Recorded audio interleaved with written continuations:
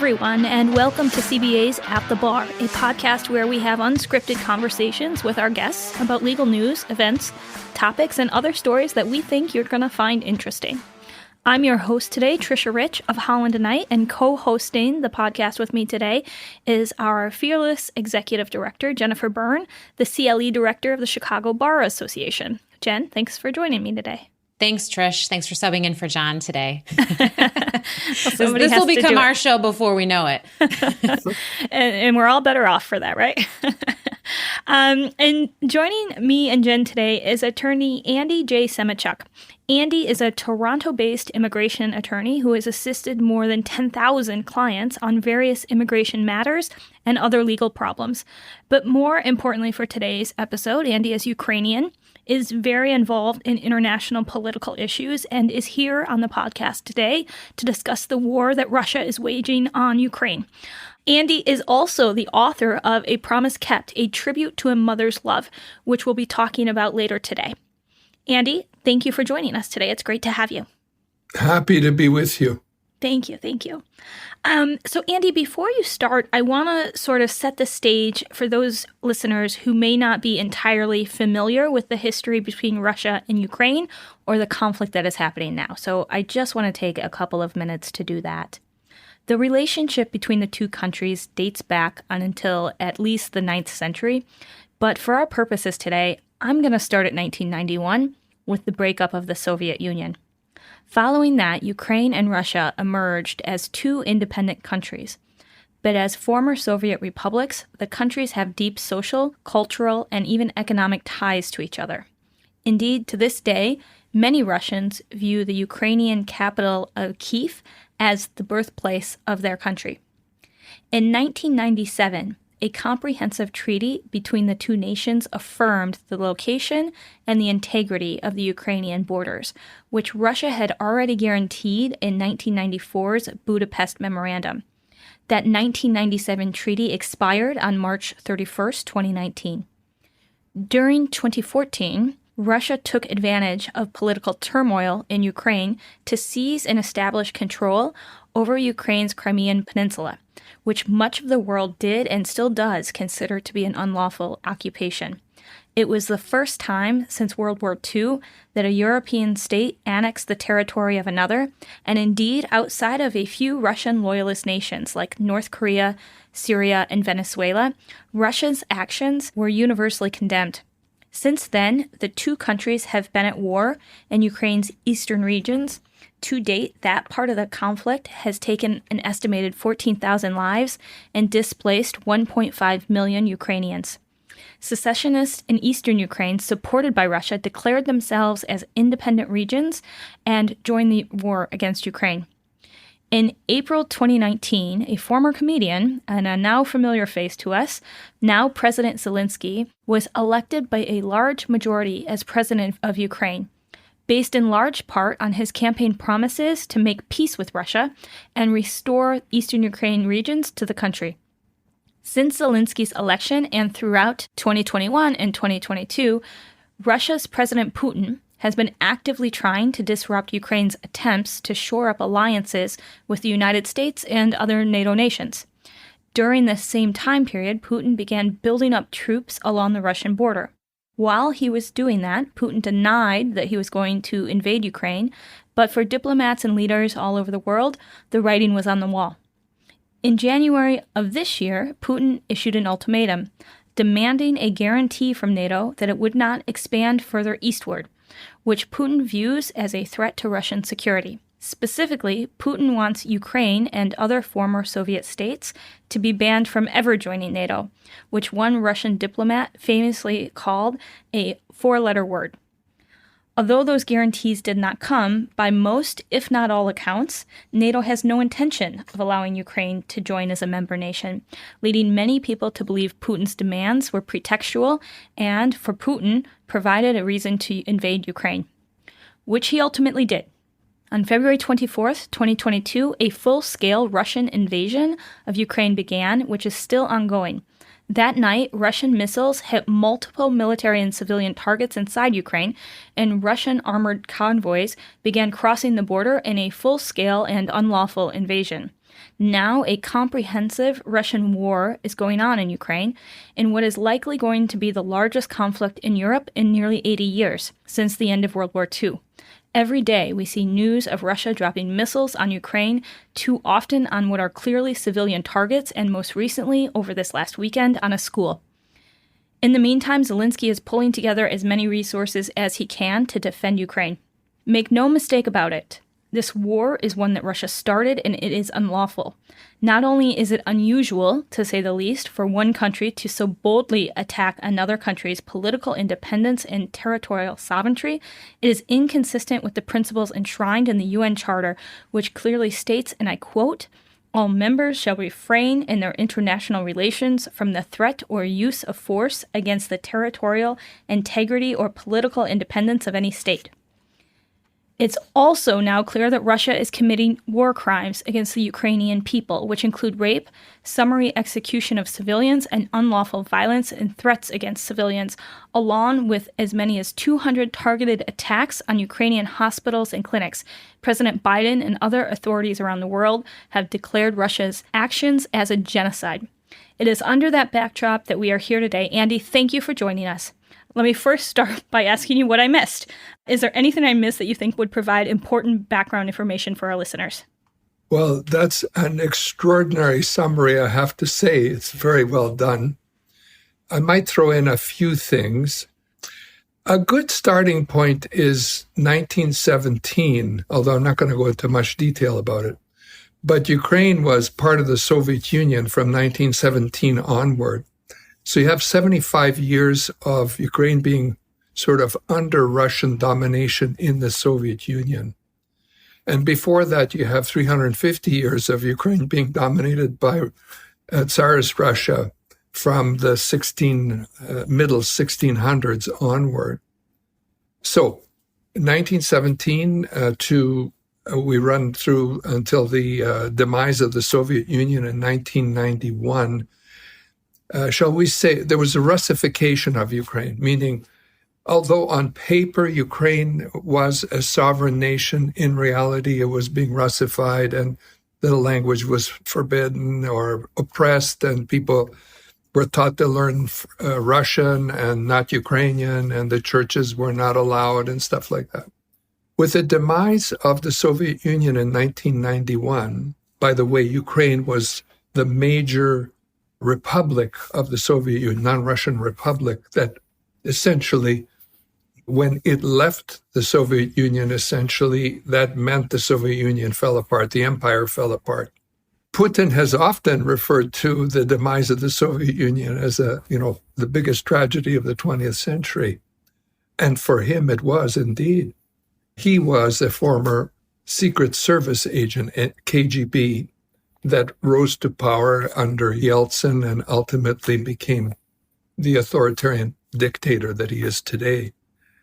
Three important sort of factors in this sort of ongoing drama were, number one, the UN Charter, and Ukraine was a founding member of the UN Charter because the Soviet Union back then, namely basically Russia, felt it needed a second party as part of its membership so that it's not isolated. And so they advocated for Ukraine to get membership. And so Ukraine joined the UN right from the beginning. And so this stuff that you referred to earlier, Trish, about the UN Charter applied to Ukraine and Russia. Mm-hmm. The second point, and probably we'll talk a little more about it, is the Helsinki Accords. Well, might as well say something about that right now. Look, the world, and especially Europe, lived through two world wars. In the First World War, they lost something like 30 million people. And in the Second World War, they lost 50 million people. And those wars were all about boundaries in Europe. The Helsinki Accords, at the behest of the former Soviet Union, were reached to secure the boundaries of Europe so that they would never have that issue again of a state invading another state and not honoring the boundaries, that are the defining boundaries of the countries of Europe. So Helsinki which was in the 1970s, was the first sort of place where, and you mentioned in your introduction that for, like 80 years, nobody invaded anybody. And then all of a sudden in this year, well, actually in 2014 with Russia invaded Crimea. And the other important historical fact was the Budapest Accord, which we probably will have to talk about later when we talk about legalities. I will just add this one other thing, which is Putin has said he's pursuing peace, but his view of peace is pursuing peace by piece in Ukraine. And like a crocodile, he's munching away. Russia's munching away first at Crimea, then at Donbass and Luhansk, and now all of Ukraine. And we don't know where this is going to stop. So that's a little bit of a historical reflection added to your outline. Thank you. You touched on one issue that was actually going to be my second question.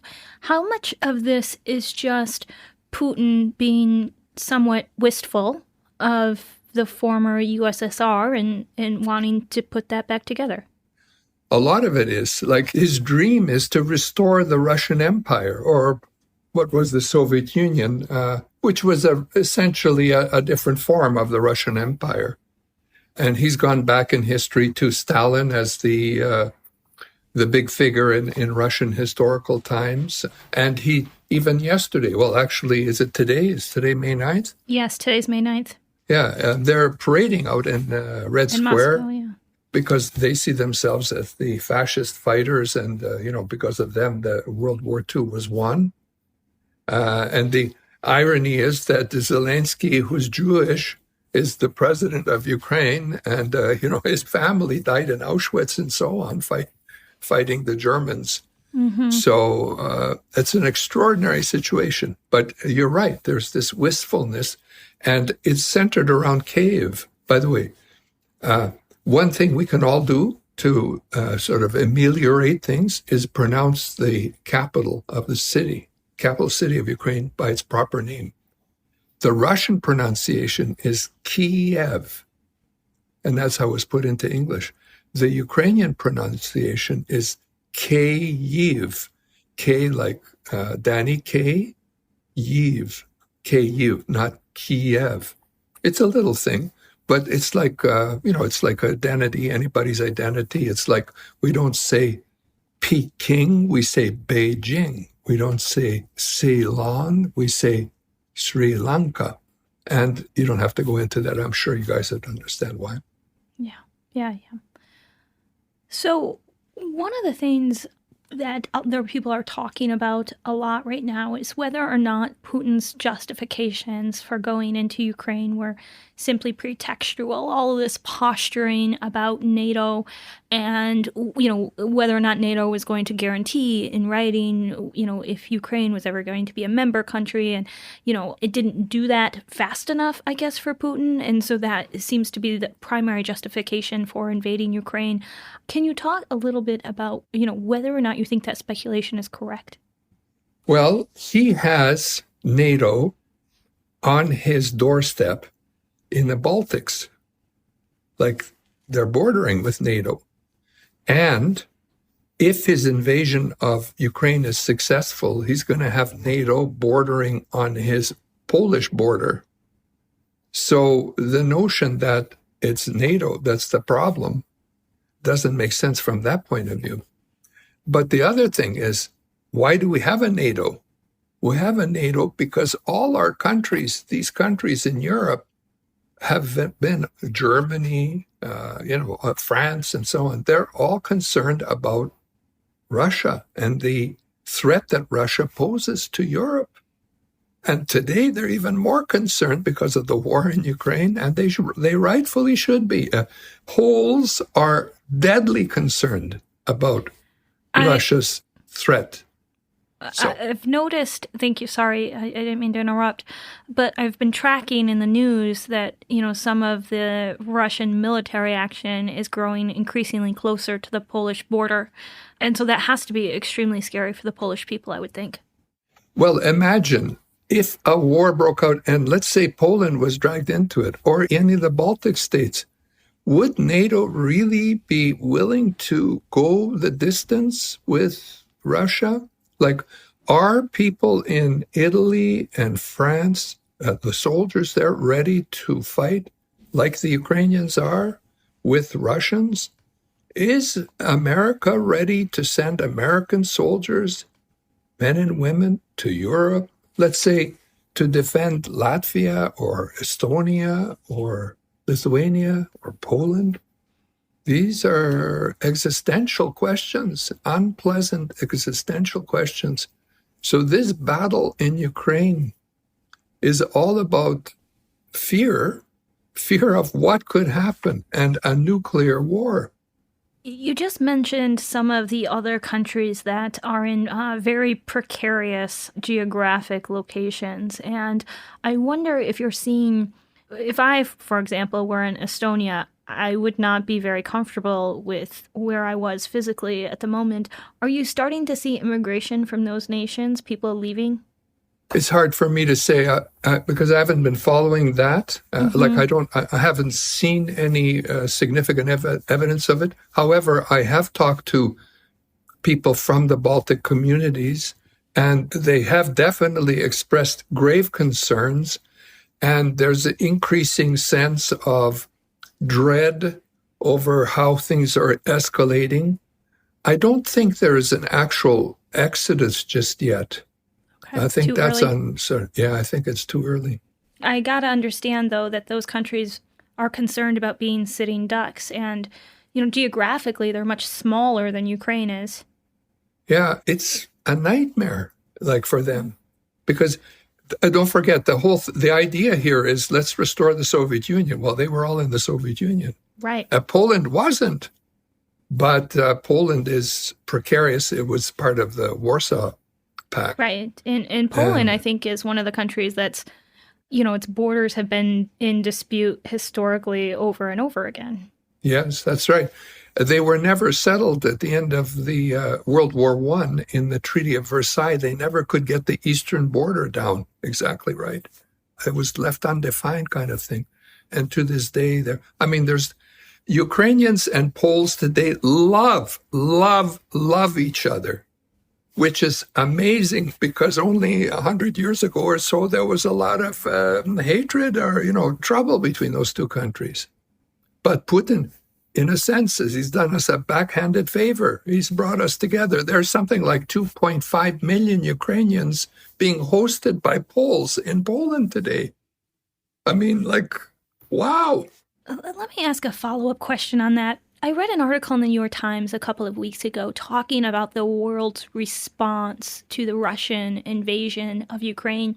And the New York Times was making the argument that here in the United States or in Canada where you are, in the so-called Western world, it was easy to have the perception that everybody thinks what Putin is doing is wrong. And the New York Times said in that article that it would be more accurate to say most of the world is disinterested. And it cited a place like India, for example. And it said, India is often cited as being the world's largest democracy, but is also the largest buyer of Russian weapons. And they buy those weapons to keep China at bay. And so, the Times used India as an example of somebody that really has to maintain some sort of relationship with Russia. And so for them, it's going to be in their best interest to always sort of be a neutral country in a war like the one Russia has started in Ukraine. And I wondered if you could comment on whether or not, when I read that, I was like, yeah, I absolutely do think everybody thinks this is upsetting and wrong and unlawful. And I was surprised to read about all of the countries in the Times that they said, there's a bunch of places in the world that just could not care less and do not see this as a problem one way or another and are not going to get involved. And I wondered if you could comment on that. I'd love to. I know what you're talking about. I read the same article. It's true. India's not on, shall we say, our side. Neither is China. Neither are many countries in Africa. In fact, the majority of people in the world, represented by those countries, are probably not on our side in respect to the value we place on human life and democracy. Theirs is more an orientation towards a rules-based order. That's where they sort of line up with us. They're not against a rules-based order. In the case of China, they're interested, like if you think Russia's crocodile is bad, China has an interest similar in nature for Taiwan. And the result is that Ukrainians and Taiwanese are brothers like this now because we realize the same thing. We're brothers like this with Jewish communities. Well, the Jewish community, like our president is Jewish. He's a fantastic man. He's unbelievable. I could not believe the bravery, the courage that man had. But to go back to your point, so in terms of dealing with those countries, an argument to the effect that we want to restore and respect the rules-based international order will go much further than the argument that NATO and democracy is at stake. And, I guess we have to live in the world we're living in. And in the case of those countries, if they're not on our side, well, let's see to what extent we can, if we're on the same dance floor, we might as well dance together, even if we're not partners, so to speak. Well, and speaking to, just some of the international laws that are implicated, because you're talking about a rules-based order, you touched on some of those international treaties and accords that are implicated here. Can you elaborate a little bit further on those, in particular the Budapest Memorandum and how that came into effect and what Russia is doing with respect to those agreements and accords that were reached historically? Yeah, that's a good question. The key thing was when the Soviet Union fell apart, Ukraine ended up with the third largest arsenal of nuclear weapons in the world. They had 5,000 strategic and tactical nuclear weapons. And the question is, what should we do with them? There was discussions about how do we deal with this? And the US, Clinton back then, and the UK met with Russia and Ukraine, and also France and China were involved in the background. And they had the discussions that led to the Budapest Accords. And the Accords essentially said, okay, we all respect Ukraine's sovereignty and territorial integrity, and Ukraine is going to transfer its nuclear arsenal to Russia. And Russia, the US, and the UK guarantee Ukraine's territorial integrity. Well, that's what happened. But sadly, today, Russia's soldiers are in Ukraine, and Ukraine has no nuclear weapons. So that's a key factor. Not many people are totally alert about that. And it's one of the factors why these events that are taking place today are so extraordinary, and why they're, I think, in part, why people are so sympathetic to Ukraine. There are others, like in 60 days, an entire nation, 12 million people have been uprooted and displaced. 12 million people. And of those, 5 million, almost 6 now, are out in the West as displaced persons, scattered among Eastern Europe largely, and trickling into the United States and into places like Canada and elsewhere. But that's a lot of people in a short period of time. Like at the end of World War II, there were, when everything was settled and the dust settled, there were 7 to 11 million displaced persons in Europe. We're looking at the same numbers today, similar numbers today. And back then, America, they passed the Displaced Persons Act back then. And as a result of that, America brought in 425,000 displaced people to the United States. And you and me and others are likely the beneficiaries of those events, the ones that came during that time period, from all nationalities, all kinds, Italians, Ukrainians, Poles, Jewish people, all kinds, all came in under those conditions. So we're going to have to look for something similar now. One of the things I heard this either on the New York Times podcast, The Daily, or maybe it was NPR's Up First. I think it was The Daily, but they were talking a lot about the Russian disinformation campaign that's going on in Russia right now, and how specifically they interviewed a young man who lives in Ukraine and his father lives in Russia, and he was talking to his dad about what was going on in Ukraine, and his dad was saying over and over again, that's not what's happening. We're liberating people from Nazis. And the son was saying, like, I'm telling my dad, like, that's not what's going on. I'm on the ground here. They're bombing civilians. And over again, his dad was saying, no, that is not what's happening. We're liberating people from Nazis. And it seems like, Russia has really, China's always out there, but Russia seems to be cornering the market on disinformation campaigns in the last few years. And we're getting a lot of reports, I think, that the people in Russia are very supportive of this and view themselves as liberators. I wondered if you could talk a little about that. It's a good point. There's a kaleidoscope of opinions in Russia, but the rank and file is essentially not exposed to international opinion. It's, there's no free press, there's no internet, there's no, Google and find your answer in Russia. So a lot of people, shall we say, those on the farms, those in the rural settings and so on in particular, are completely divorced from world events. And so you have these extraordinary situations like you described, where someone is phoning their relative, and I know of other situations like that. Even in my own office here, there are lawyers here who are phoning back home, and they can't believe what their parents are saying about what's going on. So disinformation, there's two types. Internal, where they're telling them, look, this is the line. We're, fighting fascists and Nazis in Ukraine.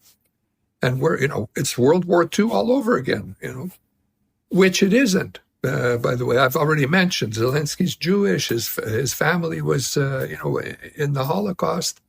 That's just one factor. Ukraine was one of the major players in terms of fighting Germany, Nazi Germany. It lost more people than any other nation, I think, in the war to Nazi Germany. My own family had that experience. So that's a perverse argument. But the more insidious problem is RT and other agencies are used abroad to inform people like you and me about what's going on from Russia's point of view. And the basic gist there is they collect 5 facts and then throw in a piece of propaganda. And you don't know what's fact and what's propaganda. And we're all sort of, that's from Russia's point of view. Oh, yeah. Yeah. They have entire warehouses of people who go online pretending to be Westerners to, put in their point of view. And the impeachment proceedings and all that brought up the issues there. So you can read about it there. I mean, you can visibly see that on Twitter, right? You'll see, and you can watch the time zones, and you can see, like, when people are at work in Russia, you're getting, like, more and more people saying, like, everything's fine, Putin's the greatest leader in the world, etc. And it seems like that's what's going on inside the country, too. Yeah. Earlier I said a kaleidoscope of opinions. That's maybe a misrepresentation of what's going on in Russia. There are Democrats in Russia, various kinds. One is Navalny, who is trying to be Putin's successor. He's a Democrat, but only to the border of Russia. For example, he does not support an independent Crimea or a Ukrainian Crimea. Up to the border, he's Democratic. When it gets to the border, he's not Democratic. But there are Democrats, Russian Democrats. Kasparov would be an example, the chess player. And there's a community of those people as well. So there's a variety of opinions. Okay, great. Well, thank you. I think with that, we will take our first break.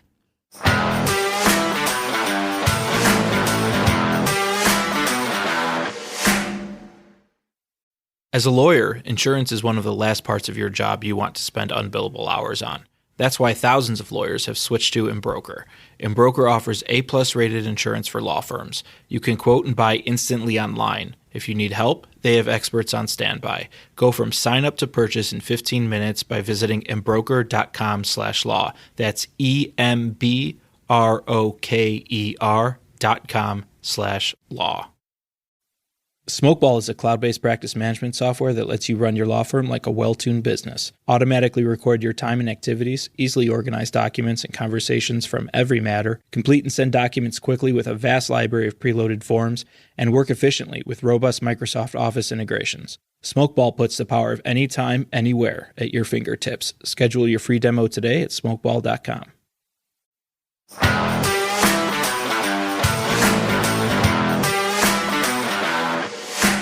And we are back. Jen, do you want to kick us off for segment 2? Yeah, I in the intro we talked a little bit about Andy's background, and I actually, just a personal side to this, I am Ukrainian. I'm 50% Ukrainian. And when I started my career in law, I worked for a Ukrainian lawyer named Danya Grunik. So if she's listening, shout out to Danya. And she's the person who introduced me and connected me to Andy as, an expert in international law and also an immigration lawyer who is engaged in the effort to help immigrants of all walks, but specifically Ukrainians right now, as I know there's an increased need. And Andy is the author of a book that Trish mentioned at the top of the hour called A Promise Kept, a tribute to a mother's love. And I actually picked up a copy of the book, and I'm looking forward to reading that. And the summary of the story is basically about your mother, Andy. And I think we're recording this the day after Mother's Day. So I think it's nice to point out that, there's a great story out there that our listeners could check out about your mother and her journey from growing up in Eastern Europe and through World War II, and then eventually immigrating to Canada and living her life as an immigrant in Northern America. And I was hoping, I want to talk a little bit about the humanitarian side of what's going on here, the humanitarian crisis, and what we in the United States and lawyers in particular can do to be engaged in the effort to assist Ukrainians who are coming here. And but before we launch into that a little bit more, can you tell us about your personal connection and your mother's story, just so our listeners can kind of understand what brought you to practice immigration law? That's a wonderful question from my point of view. Just over this weekend, I went for coffee with 10 women lawyers who had just arrived in Canada from Ukraine. 3 of them had little children. And it underlined for me that 90% of the 12 million people who are displaced, they're all women and children, or at least the 5 million that are outside the country. 90% are women and children or disabled, old people. As far as my mother was concerned, I have I think it's an extraordinary story. Everybody's story is extraordinary. I know your story is extraordinary, and yours too, Trish. My mother came at the end of World War II from Ukraine to Canada. When she came, it was never her intention to come to Canada and live for the rest of her life in Canada. My father, similarly, you'll find in the book, my name is Semotiuk, I say in English. He came in 1912. He also came thinking he'd come, make some money, go back to Ukraine. All these women I met, and it's funny, Mother's Day was the weekend. All these mothers all came with the view, I'm just coming for a couple of, I don't know how long, a year, maybe 2, and then I'm going back to Ukraine. But the sad reality of immigration often is that they never go back. They stay and their lives settle, and, that's just the way it is. And I know that's the experience of America. I know it well. The Irish, the Italians, the Polish, you name it. The Africans in that story, that whole, the slavery and all that. It's the story of America. It was hardship and terrible, but it's also a glorious story of survival and heroism. I think immigration is all about heroism. It takes guts to pick up and leave, not knowing where you're going. You don't know the language. You don't know the people somewhere on the other side of the world. That was the story with my mother. But my mother also lived through the darkest moments in European history under Nazi occupation in Lviv. Today, people know what Lviv is or where Lviv is, until the war broke out over 60 days ago. I doubt any of the people who are listening to this broadcast, or very few, would have known where Lviv is. My mother was in Lviv. In fact, I'm going to share this little thing. I'm in the process of coming out with a book. I've been writing it for 6 years about Solomia. That's the name of the book. She was a famous opera singer in the glory days of opera in the 1900s, early 1900s, who was my great aunt and my mother's aunt. And it's a story in part of living through the Nazi occupation of Lviv and also the Soviet, occupation. Those are a few thoughts about those times. I am very fortunate to be holding in my hand, and I'll show it to you now. This is a loose leaf memoir that my great-grandmother wrote. She probably wrote it in the 90s, frankly, because the opening paragraph talks about the fact that at the time of its writing, the Ukraine was now one of the republics of the Soviet Union. I gather that is when she wrote it. And we're very fortunate as a family that she put pen to paper, literally. It's written on loose leaf and copied for us, telling the story of her journey. She was born in 1902 in the town of Piritin in Ukraine, which I'm not sure if you know where that is. I don't have a personal perspective. I think, frankly, looking on Google Maps, it's like a microscopic small town. But so, given that she came here when she was approximately, between the ages of 10 and 12, probably similar to the time when your father came, Andy. So, it's interesting, and we're very fortunate to read that story. Similarly, my mother's father was born on Ellis Island. His mother boarded a ship when she was probably 8 or 9 months pregnant to come to the United States. So it is the story of America, and it's the story of heroism, and it's the human side of this crisis. And so, you're practicing in this area, and you're working with clients every day, every week. And if you follow Andy on Twitter at Semotiuk, you'll see your Twitter updates. And I saw that you're hosting weekly group sessions through your firm on Fridays to assist people who, Right. need help with immigration matters or just quick resources, it seems. Can you tell us what you're seeing on the front lines of this crisis in Canada? And I know you're licensed both in Canada and in the United States. Yeah. Who are the individuals? You mentioned mostly women and children, but who has been displaced from Ukraine and where are they going?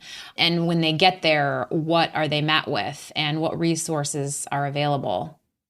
Well, first of all, they're traumatized. Imagine, bombing nightly or whatever. It's just like World War II over again.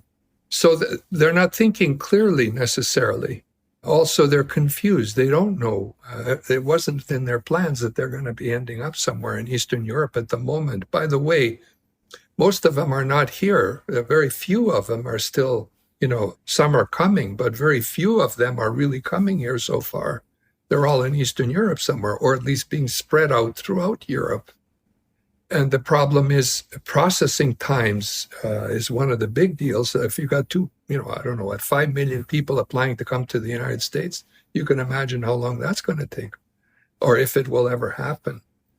This is an enormous problem, enormous in the sense that the apple is too big to bite even into, never mind swallow. I mentioned at the end of World War II, and I don't know if I'm addressing your question directly, but allow me to coast into it this way. At the end of World War II, the United States brought in 425,000 people to the United States. That was a big deal back then. But that's just like a minor little microcosm of what's out there in Europe right now. And the question is going to be, what are the implications of the fact that there are so many people who are displaced and what's going to go on? One of the factors is fatigue. We're all tired of the war. I see it coming across the screen every day. I can't imagine what they must feel like, hearing from the husbands are all out there fighting in the country. The wives are out here with the kids. Danny, how are you? Have you been shot? How are they feeding you? All this kind of stuff. I feel for them in the sense that, you show up in a new country, you don't speak the language, you don't know anybody, They don't have any money, or they have very little money because the money, the banks were all frozen at the time they were leaving. And, they weren't planning for a major exodus. So you're at the mercy of all these people. As an example, Poland, God bless those people. But, if you've ever had guests in your house, a day, 2 days, 2 weeks, 3 weeks, pretty soon you get tired. You think, oh, well, I want my home back, Imagine these people are living with these people. It's now 2 months, right? And there's no end to this thing. So, that's the reality of what we're dealing with. And there's going to be a lot more of that reality. Andy, can I ask you, for people that are listening to the podcast, for people like me and Jen, right? We're just living our lives in Chicago, going to work, going home. What is the best way for us to help? If you're somebody that listens to this and you see it on the news and you really want to do something, what is the best way for us to help? Okay, this is going to be quick. I'm just going to summarize where we're at and where we could be. Right now, we have TPS acknowledgement for Ukrainians who are in the United States. You could help with that, help people get TPS. We're having clinics popping up here and there. They need lawyers to help. That's one thing that people can do. The other is this humanitarian parole. It's called Uniting with Ukraine Parole, where they're allowing people to come in on humanitarian parole for 2 years and, in theory, getting work permits. But the problem is processing times. All of it is processing times. Why do we put people in the position of bringing them here but not giving them a work permit if we're allowing them to come? Here's a mother with 3 children. She doesn't have a work permit. She has to apply for an EAD, employment authorization. That's going to take 8 months, 6, 10 months. How are they supposed to live in that time period? Yes, they have a sponsor who agrees to look after them. But the sponsor is looking after shelter, food, clothing, and all, there are limits. So, why burden them with that stuff? In short, it's a small number, 100,000 people. It's not going to, the United States is not going to fall apart with 100,000 people coming in. That's the amount declared by Biden as America's goal. Let's make it as easy as possible for these people to come and work if they want to work. Now, don't forget women, they got children to look after. I don't know how many of them are going to be working, but nonetheless, let's make it easy for them. And let's face it, right now, a 2-year humanitarian parole is a dead end. It's not going anywhere. Half the time you're not going to have a work permit, and the other time, if you do, you probably will have a hard time finding a job. Or you may not. The language questions coming in. So there's no real support. This is all sort of, thank God they did it, but they could do a lot more. The last comment I want to say is the best thing we could do is go back to Displaced Persons Act as a model for what we should do, not only for Ukrainians, but for Afghanis, for Iraqis, for, all the Syrians. Yeah, Syrians, refugees. Yes, that's a small little circle. Let's make it possible for anybody who can find a sponsor and the sponsor is willing to support the person to come in and help, certainly family members. Let's make it possible for those people to come into the United States. It'll be great for every one of them. A lot of your comments, I think, were in reference to the Biden administration's Uniting for Ukraine plan, which was recently put into effect. And I think you were kind of pointing out some of the flaws. But in general, what are the prospects there? What are you thinking are the pros, the cons, and how do you think that's going to be? Do you think it's going to be effective? Glad they did it. Happy that they're concerned. Much more needed. Much better plan needed. It's not working. There's a few dribbling in, they came in through Mexico in the beginning. But you imagine women and children going through Mexico, Tijuana, to get to the United States. What's going to go wrong there?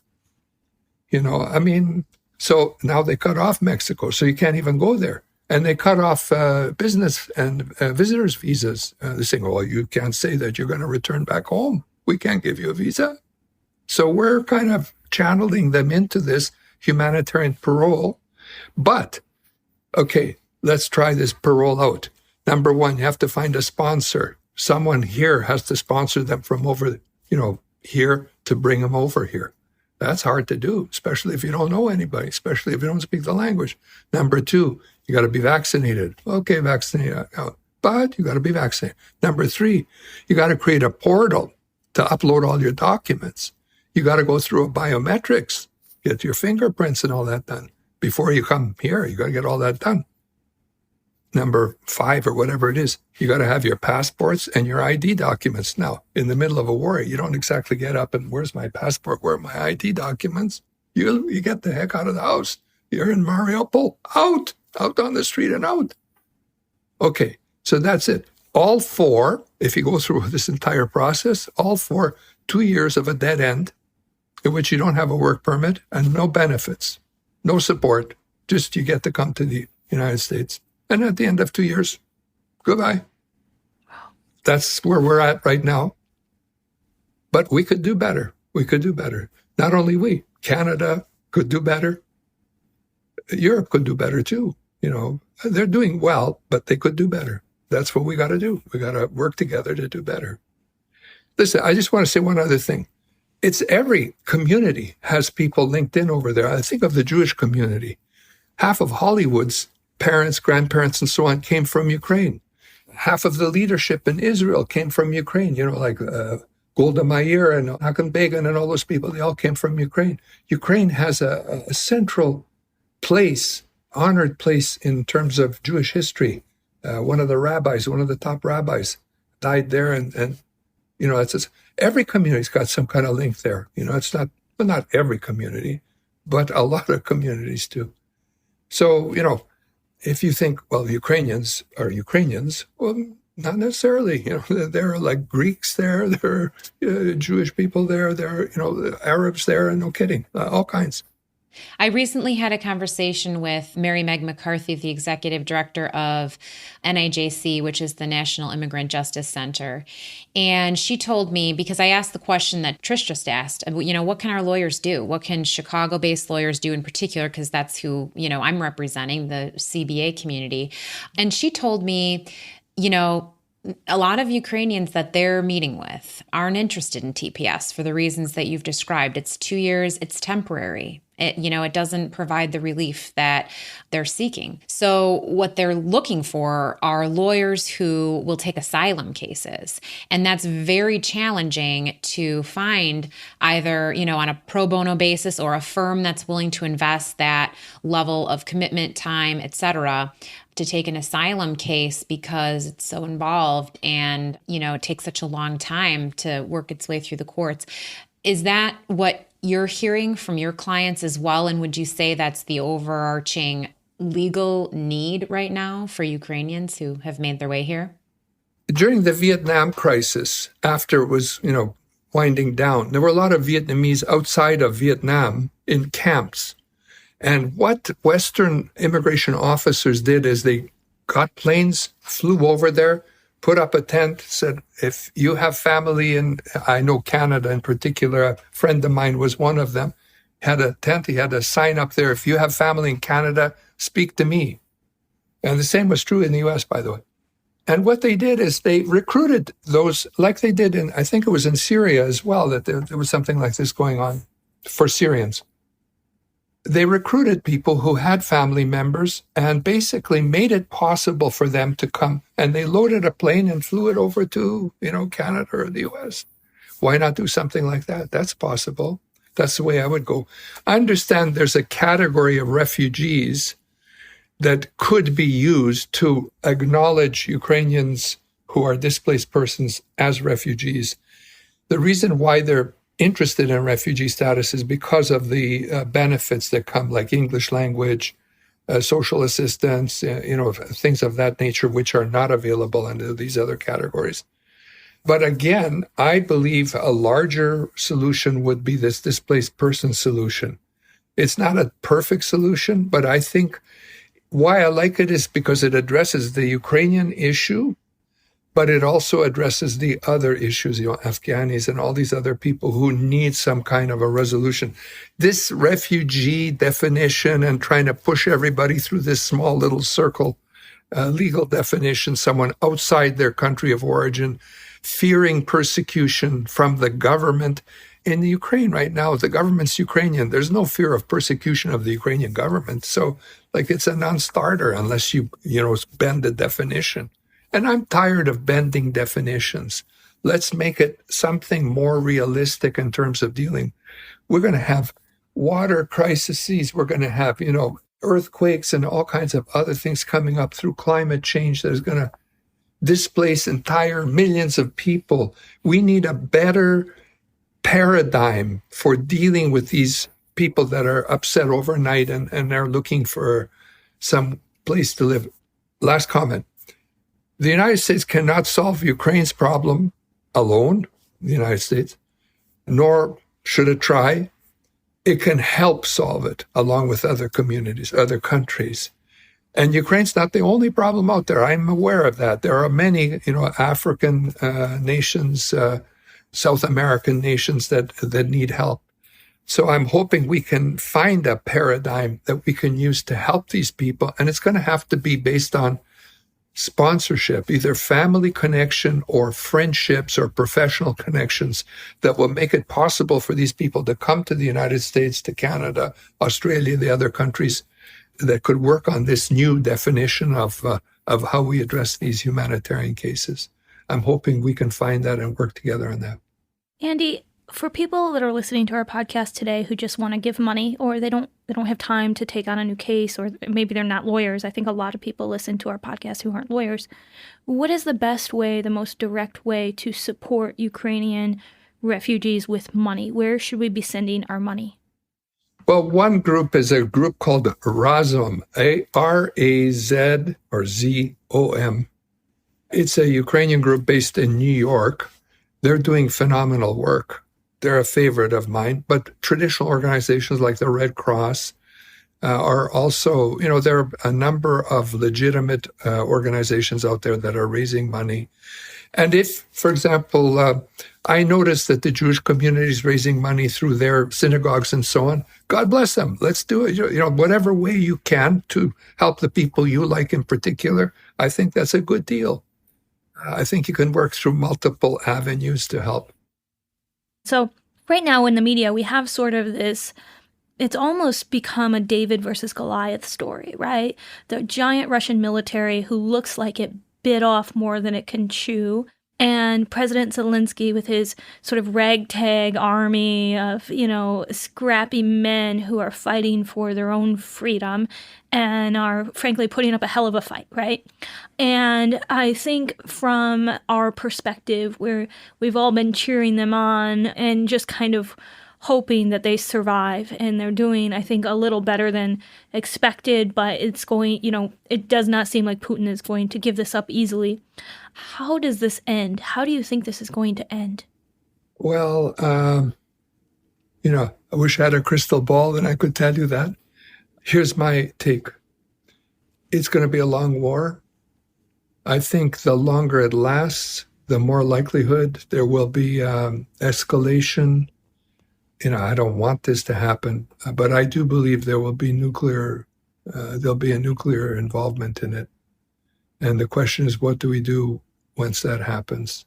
The wrong answer would be, let's scurry all back into our holes and, close the door and hope for the best.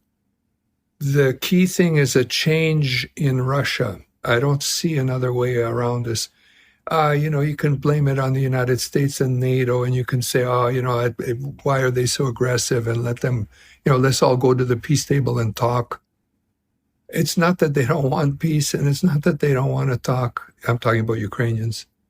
It's just that at the moment, I think we're all at the mercy of Putin, who is someone that's impossible to deal with. And until there's some kind of a change in Moscow, I don't see a way for the war to end. Let me just say this. In World War II, what they did is they collected people and shipped them to camps where they burned them, Auschwitz.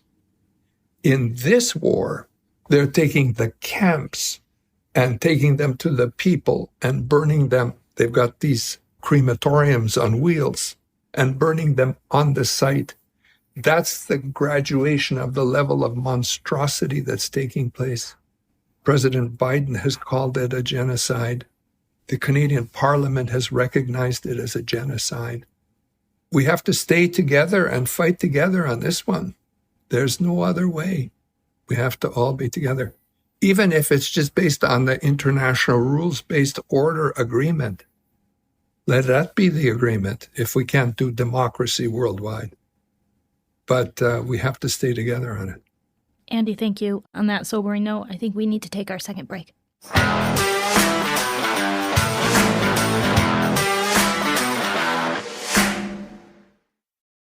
As a lawyer, ever wish you could be in two places at once?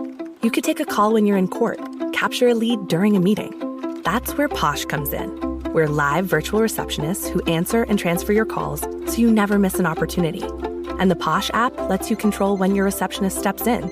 So if you can't answer, Posh can. And if you've got it, Posh is just a tap away. With Posh, you can save as much as 40% off your current service provider's rates. Start your free trial today at posh.com. InfoTrack is the only certified Illinois e-filing provider that lets law firms file and serve documents directly from their practice management system with all expenses tracked. Launch InfoTrack from popular software like Clio, Smokeball, Leap, Time Matters, NetDocuments, and more, and sync back court-stamped copies of your filings automatically. To see how much time InfoTrack can save your firm, visit infotrack.com/ATB today.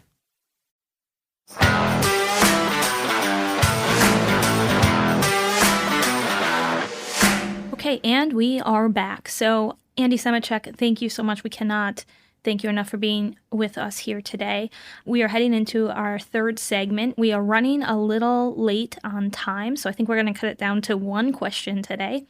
So, Andy, this is a little game we like to call Stranger Than Legal Fiction. We end all of our podcasts this way, and what I'm going to do is I'm going to give you two laws, one that is real and one that is fake or no longer real because it's been repealed or is ancient history in some other way. So I'm going to read you the two. Then you're going to tell me which one you think is real and which one you think is fake. And then Jen's going to go. And, there's no real prize other than we will let you put this on your resume. So if you win, Stranger Than Legal Fiction. So are you guys ready? Great. I'm ready. I'm ready, Trish. I'm ready. Sure. Okay. So number one. In Illinois, it is illegal to ride or drive faster than a walking pace through a herd of livestock. Okay. All right. Okay. Number two, in Alabama, there is a 5-minute limit to standing in a voting booth and voting. And if it takes you longer than 5 minutes, you can be asked to leave. Wow. So. Whoa. Yeah. If that's a law, it definitely should not be. I'll let you go first, though, Andy. I will choose the, I think the walk, there are values involved here, but I'll just go with the walking faster than a herd sounds more realistic of the two to me, although it could very well be that in Alabama, that was very realistic in the day. So I'm going to vote on the walking slower than the herd. Okay. Jen, what do you think? I feel like what I've learned from listening to all of our past episodes and all of these Stranger Than Legal Fictions is that sometimes the more ridiculous sounding the law is, the more likely it is to be real. And, unfortunately, the fight for democracy and voting rights wages on. So I'm going to guess the Alabama 5-minute law is real and the livestock law is fake. Okay, well, Andy, I'm sorry. As a parting gift, you are not going to be able to put on your resume that you won Stranger Than Legal Fiction. The Illinois law is called the Drovers Act. It was passed in 1872, amended in 1941, and repealed in 1977. Of course, the Alabama law is real. From 2022's Alabama's Secretary of State voting guide, voters are allowed to be in a booth for 4 minutes. At that time, they will be asked by a poll worker if they need assistance, and then they are then permitted to remain in the polling booth for up to 1 additional minute. At that point, if there is anybody waiting in line, the voter is asked to leave. If you spend any time reading about this law, you'll find that it is, of course, part of a long Southern tradition against allowing Black and brown voters to legally cast ballots, and it is still on the books and enforced today. So, yeah. Wow. Kind of a somber note to end on, a somber podcast, but that is our show for today. I want to thank our guest, Andy Semotiuk, for his time in this very interesting and timely conversation. Our hearts are with the people of Ukraine. I also want to thank my co-host and our executive producer, Jen Byrne, and everyone at the Legal Talk Network family. They are truly the very best in the business. Remember, you can follow us on Facebook, on Instagram, and Twitter. Send us comments, questions. We are on all of the platforms at CBA at the bar, all one word. You can also rate us and leave your feedback on Apple Podcasts, Google Play, Stitcher, Spotify, or wherever you download your podcast. It helps get the word out. Until next time, for everyone here at the Chicago Bar Association, thank you for joining us, and we will see you soon at the bar.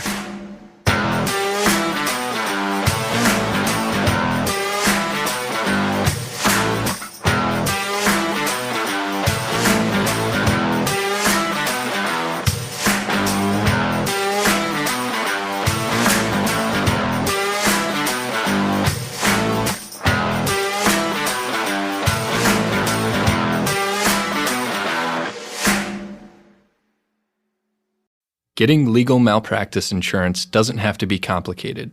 Let CBA Insurance Agency do the heavy lifting for you. We shop to the top carriers to find the best rates. Get a free quote by visiting cbainsurance.org.